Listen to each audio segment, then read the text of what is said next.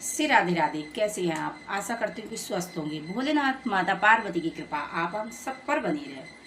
जैसे कि पितृपक्ष चल रहे थे, इसमें आपने यदि कुछ नहीं किया है तो आप ये जो पितृ विसर्जन अमावस्या है, इस पर यदि आप थोड़ा सा भी कुछ करेंगे तो आपको पितृ आशीर्वाद देंगे। देखिए, ये जो 16 दिन पितृ हमारे साथ रहे हैं, इन 16 दिनों में आपने यदि कुछ नहीं किया और अमावस्या को भी आपने कुछ नहीं किया तो हमारे पितृ हमसे रुष्ट होकर जाएंगे। फिर वो हमको दुआएं नहीं बद्दुआ दे के जाएंगे, जो कि हमारे जीवन में अनेक समस्याएं खड़ी हो जाएंगी। हमारा जो मकान दुकान होता है वो अगर बन रहा होगा तो रुक जाएंगे। जो हम सोच रहे हैं खरीदेंगे वो हम खरीद नहीं पाएंगे। हमारे बच्चों की मैरिड लाइफ खराब हो जाएगी। हमारे खुद के जीवन में बहुत ज़्यादा समस्याएं आ जाएंगी।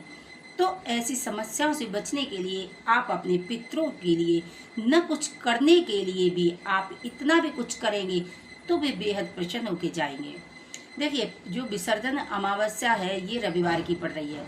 इसमें यदि आप ब्राह्मण भोज कराएं तो बेहद अच्छा है। आप उनको वस्त्र दे सकते हैं, सफ़ेद धोती दे सकते हैं, एक छतरी दे सकते हैं, आप उनको जूते दे सकते हैं, टॉर्च दे सकते हैं। और जो तुम्हारे पितृ जो पूर्वज थे वो आपके सास ससुर हो सकते हैं, माँ बाप हो सकते हैं, बहुत जगह तो पति पत्नी भी हो सकते हैं। जो उनको मनपसंद हलवा पसंद करते थे, चाय पसंद करते थे, खीर पसंद करते थे, कौन सी सब्जी वो पसंद करते थे, आप अपने जो ब्राह्मण आएंगे उनको भोजन में ये चीज़ आपको बना के अवश्य देनी चाहिए। आपको चींटियों को पितृ अमावस्या वाले दिन चींटियों को अवश्य जो आटा भून कर डालना चाहिए। कुत्तों को देना चाहिए, गाय को देना चाहिए, कौओं को देना चाहिए, गिलहरियों को देना चाहिए। यानी कि लास्ट अमावस्या वाले दिन भी यदि आप ऐसा करेंगे तो आपके पितृ आशीर्वाद दे के जाएंगे। पितरों को मनाना बेहद आसान है। शाम के समय आप चौमुखी दीपक जलाकर आप पीपल के वृक्ष पर रख के आएंगे। जो पितृ जिसमें विसर्जन होते हैं तो वो जिसमें विदा होते हैं तो उनके लिए रोशनी की व्यवस्था करेंगे। आप देखेंगे कि चारों तरफ से आपके भाग्य के द्वार खुलने लगेंगे।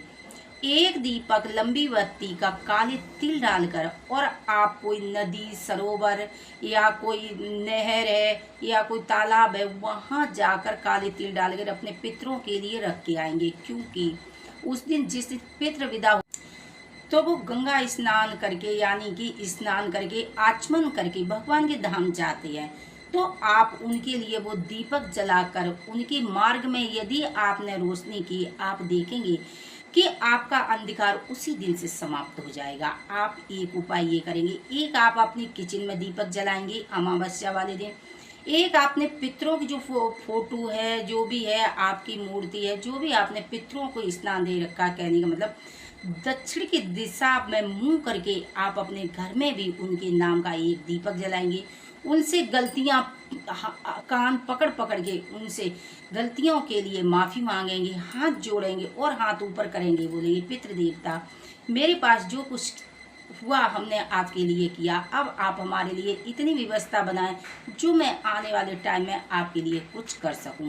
बहुत से लोग भंडारा करवाते, यदि आपकी व्यवस्था है तो भंडारा भी करवा सकते, नहीं है तो आप चींटियों को भंडारा करा रहे हैं, कुत्तों को, कौओं को, गाय को, ये आपका भंडारा से कम नहीं है। उस दिन गाय को हरा चारा अवश्य डालनी चाहिए।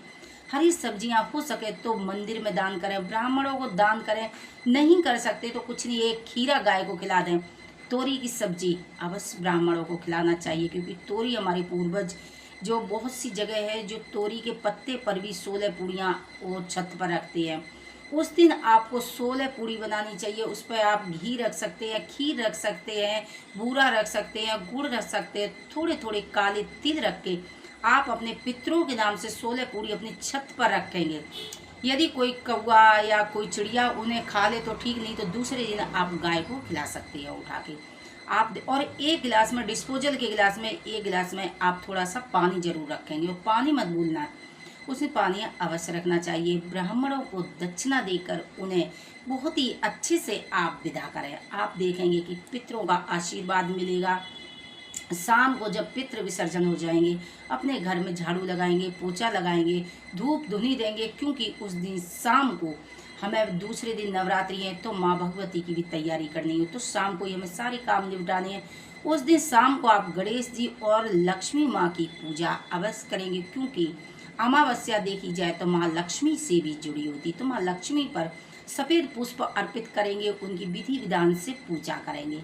इस तरह यदि आप अमावस्या करेंगे, आप देखेंगे कि आपके पितृदेव इतने खुश होके जाएंगे, आशीर्वाद देंगे, आपके धन के भंडारे भरेंगे, बच्चों की विवाह शादी होते चले जाएंगे, नौकरी व्यापार में कोई भी समस्या है, पितरों की कृपा से आपके बंधे हुए काम खुल जाएंगे, आपके घर में खुशी की लहर दौड़ने लगेगी।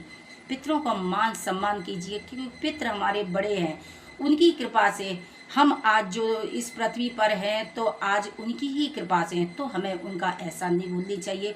जो उनको पसंद हो उन्हें खिला पिलाकर और अच्छे से उनका विसर्जन करना चाहिए, उनसे प्रणाम करना चाहिए। और अगले दिन माँ भगवती की कृपा है, उनका पूजन विधि विधान से करेंगे और वीडियो आपके पास आती रहेगी। माता रानी की कथा मिलेगी आपको, भोग की वीडियो मिलेगी आपको, जो माता रानी के 9 दिन दुर्गा सप्तशती से कुछ ऐसे पाठ लेके आऊंगी जो बड़ी से बड़ी बीमारियां समाप्त होती है, जैसे दुर्गा कवच हो गया, आपके कोई काम सिद्ध नहीं हो रहे, उसके लिए बेहद चमत्कारी उपाय इस चैनल पर आपको मिलते रहेंगे। आप हमसे जुड़े रहिए। यदि हमारी जानकारियां आपको पसंद आती तो प्लीज़ चैनल को सब्सक्राइब करें, वीडियो को लाइक करें और कमेंट में श्री राधे अवश्य लिखें। जय श्री राधे।